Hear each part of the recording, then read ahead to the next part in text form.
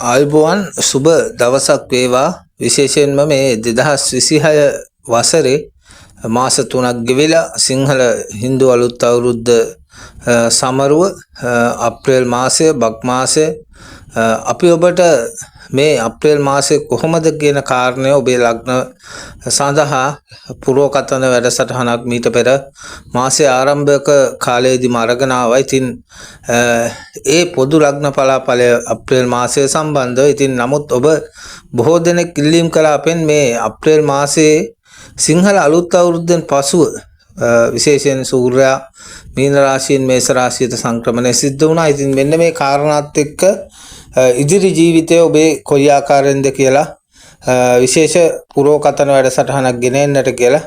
ඉතින් ඒ අනුව අද දවසේදී අපි තීරණය කළා විශේෂයෙන්ම මේ ධනු ලග්න හිමියන්ට මේ සිංහල අලුත් අවුරුද්දෙන් පසු වන කාලය කොයි ආකාරයෙන්ද කියලා සාකච්ඡා කරන්නට.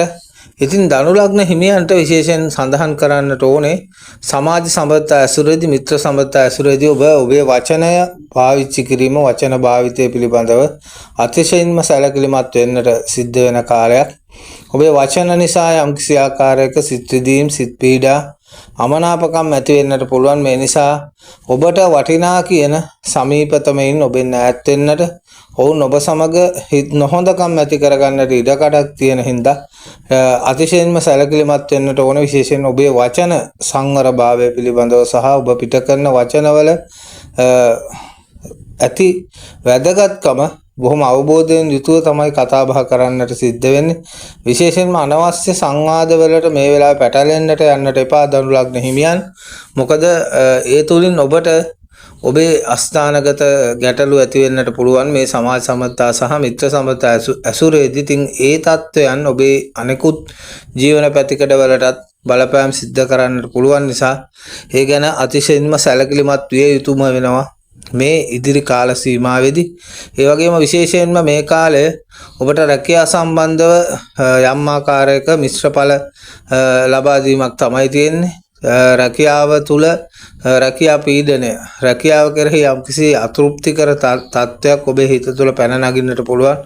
ඉතින් ඒ අනුව ඔබ රැකියාව වෙනස් කරන්නට මේ වෙලාවේ හිතන්නට එපා. රැකියාව වෙනසකට හේතු යෙදුනත් එය සුබදායී ලෙස සිද්ධ කරගන්නට වග බලා ගන්නට ඕනේ. අවශ්‍යම නම් පමණක් ස්ථිර තැනකට එහෙම නැත්නම් ස්ථිර රැකියාවක් සඳහා තමයි ඔබ රැකියාව මාරු කළ යුතු වෙන්නේ. එහෙම නැතුව රැකියාව මාරු වීමකට ගියොත් යම්කිසි ආකාරයක රැකියාව නැවත වාරයක් අයහපත් තත්ත්වයකට පත් වෙන්නට පුළුවන්. ඉතින් ඒ නිසා ගන්නා වූ තීරණ රැකියාව සම්බන්ධයෙන් විශේෂයෙන්ම සැලකිලිමත් වෙන්නට ඕනේ.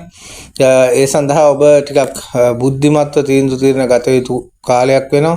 නමුත් ඔබ තුළ පවතින කැපවීම උනන්දුව කියන කාරණය මත ඔබට රැකියාවේ ඉහළට යාමේ වාසනාවත් මේ වෙලාවේ තියෙනවා.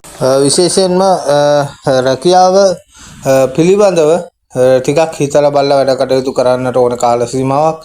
යම් යම් ආකාරයේ මුදල් හදල් ලැබීම් තිබෙනවා. නමුත් වැයපක්ෂය ඉහළ යන නිසා වියදම් පාලනය කර ගැනීම ගැන සැලකිලිමත් වෙන්නට ඕනේ. අනවශ්‍ය දේට මුදල් හදල් වියදම් නොකර කටයුතු කරන්නට.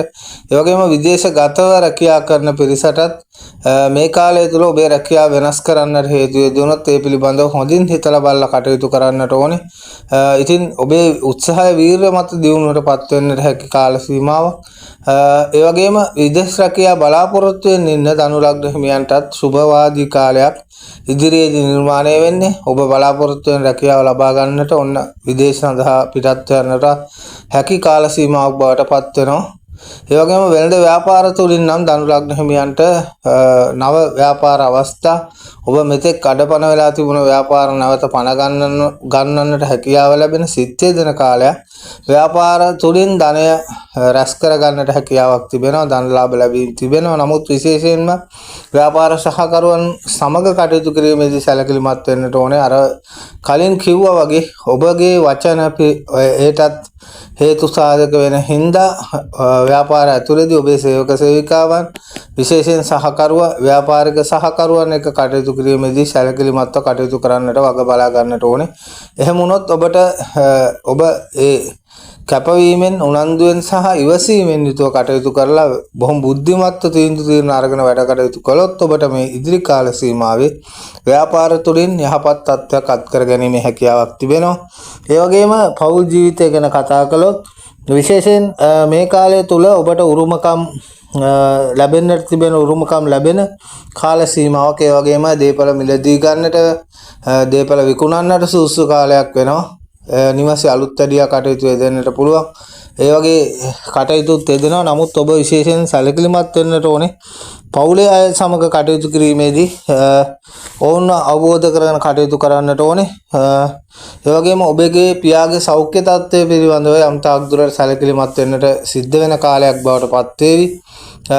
එපමණක් නෙවෙයි මේ කාලය තුලදී අවබෝධයෙන් යුතුව කටයුතු කරන්න තමන්ගේ දරුවන් නිසා සතුටටපත් වෙන්නට හේතු සාධක යෙදෙන කාලයක් බවට පත් වෙනවා. ඉතින් අවබෝධයෙන් කටයුතු කළා ඒ පවුලේ සමගිය ආරක්ෂා වෙන ලෙස කටයුතු කිරීම ධනු ලග්න හිමි ඔබේ වගකීමක් බවට පත් වෙනවා. ඒ වගේම ආදර සම්බන්ධතා තුළදීත් පෙර කිව්වා වගේම ඔබ අවබෝධයෙන් අනේකා අවබෝධ කරගෙන කටයුතු කළොත් ස්ථිරසාර ප්‍රේම සම්බන්ධතා ඇති කර ගැනීමේ හැකියාවක් තිබෙනවා. විවාහ අපේක්ෂාවෙන් සිටින ධනු ලග්න හිමියන්ටත් ඒ සඳහා සුදුසු කාල පරිච්ඡේදයක් තමයි ඉදිරියේදී ඇති වෙන්නේ. ඒ සඳහා සුදුසු යෝජනා ස්ථිර කරගෙන කටයුතු කළ යුතුයි. ඉතින් ධනු ලග්න හිමියන්ට බොහොමයක් සුබඵල අත්කර ගන්නට හැකියාවක් තියෙනවා. තමන්ගේ කැපවීමක් එකතු කරන්නට ඕනේ. විශේෂයෙන්ම සඳහන් කළ යුතු කාරණය නම් ඔබේ ශරීර සෞඛ්‍ය පිළිබඳව ධනු ලග්න හිමියන් දැඩි ලෙස සැලකිලිමත් විය යුතුම කාල සීමාවක් වෙනවා. මොකද ධනු ලග්න හිමියන්ගේ මෙන්න මේ රුධිරගත අසනීප මේද තත්ත්වයන් සීනි තත්ත්වයන් නැඩවීම ඒ වගේම අක්මා රෝග පිළිබඳව සැලකිලිමත් වෙන්නට ඕනේ. ඒ වගේම හමේ රෝග ඇතිවීම මෙන්න මේ උදරාබාධ සම්බන්ධව ගැටලු ඇති වෙන්නට පුළුවන්. ඉතින් මේ කායික අසමතුලිතතාවය තුළ මානසික අසමතුලිතතාවය නැති වෙන්නට පුළුවන්. ඔබේ එදිනදා වැඩ කටයුතු බාධා වෙන්නට පුළුවන්. ඉතින් ඒ යම් අසනීපයක් පැන නැගුණාම නිවැරදි වෛද්‍ය උපදෙස් අරගෙන ඒවා සුවතාවයට පත් කරගෙන කටයුතු කළොත් ඔබට ඔබේ දෛනික වැඩ කටයුතු සාර්ථක කරගෙන එදිනදා ජීවිතයේ වැඩ කටයුතු සාර්ථක කර ගැනීමේ හැකියාවක් තිබෙනවා. ඉතින් ඔබ ඒ පිළිබඳව ඊටාම හොඳින් හිතලා බලලා කටයුතු කිරීම යහපත්. විශේෂයෙන්ම කියන්නට ඕනේ ඔබ බොහොම අවබෝධයෙන් කටයුතු කරන්නට ඕනේ. ඉවසීම, නිවැරදි සිහිය, නිවැරදි කල්පනාව, ඒ වගේම දුරදිග හිතලා බලලා තීන්දුව తీරන ගැනීම, වචනය සංවර කර ගැනීම, මෙන්න මේ දේවල් යහපත් කරගත්තොත් ඔබට ඉදිරි ජීවිතයේ වඩාත් වාසනාවන්ත භාවයට පත් කර ගැනීමේ හැකියාවක් තිබෙනවා. ඉතින් බොහෝ වෙලාවට ධනු ලග්න හිමියන්ට අර මේ தত্ত্বය වඩා යහපත් කර ගැනීම තියෙන්නේ ඔබ අතේමයි. ඉතින් ඒ පිළිබඳව සැලකිලිමත් වෙන්න ඔබට එය කරන්නට පුළුවන් කාරණයක්. ඉතින් අපි ඔබට සුබ ප්‍රාර්ථනා කරනවා ඉදිරි ජීවිතයේ වාසනාවන්ත ජීවිතයක් බවට පත් වේවා කියලා.